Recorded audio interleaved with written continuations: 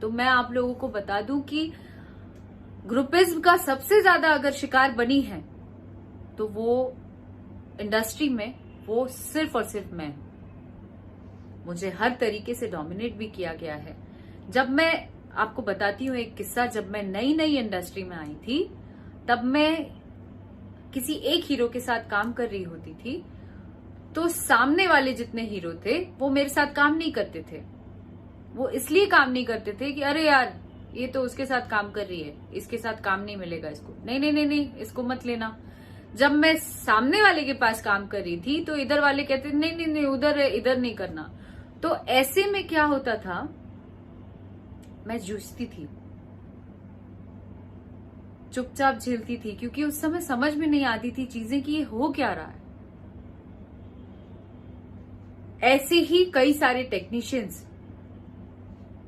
कई सारे डायरेक्टर्स, कई सारे कैरेक्टर आर्टिस्ट जिनकी रोजी रोटी ही इंडस्ट्री में काम करने से ही चलती है, उनके घर में 2 रोटी वो खा पाते हैं चैन और सुकून से, just because of our industry जो हम काम करते हैं।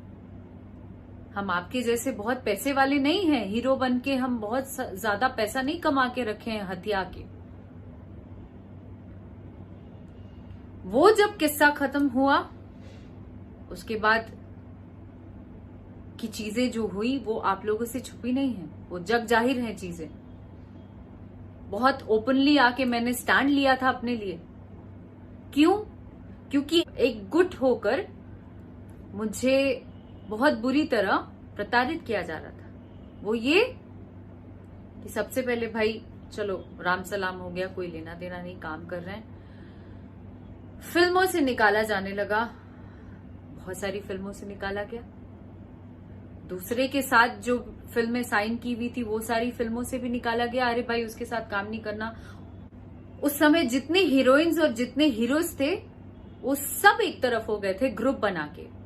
क्यों? क्योंकि कहते ना चाटुकारिता, यहाँ पे एक कोई भगवान बन गया था और उसके इर्द गिर्द सब लगे हुए थे कि अरे भाई ये जो बोल रहे हैं वही सत्य है और ये तो अच्छे हैं, ये तो सच्चे हैं। क्यों? क्योंकि उनको काम करना था उनके साथ। और वैसे में मुझे याद है बहुत सारी हीरोइंस ऐसी भी थीं, बहुत सारे लोग ऐसे भी थे जो मेरी मदद करना चाहते भी थे, फिर भी वो मेरी मदद नहीं कर पा रहे थे, वो कदम नहीं बढ़ा पा रहे थे। क्यों? मैं इस चीज पे मैंने बहुत मंथन किया, आत्ममंथन, तो मुझे ये पता लगा कि उनकी मजबूरी थी, क्योंकि उन्हें रोजी रोटी वहीं से चलानी थी। इस वजह से मजबूरीवश उन्होंने मेरा साथ नहीं दिया। तो भी मैं इस चीज का मैं रियलाइज करती हूँ और मुझे इस बात की कहीं से भी कोई तकलीफ नहीं लगी। उसके बाद की बात बताऊं मैं तो गाने गाने लगी। बॉम्बे में सरवाइव करने के लिए भी पैसे लगते हैं, सांस लेने के लिए भी पैसे लगते हैं। वैसे समय में एक भी फिल्में नहीं थी मेरे पास, मैं गाने गाने लगी।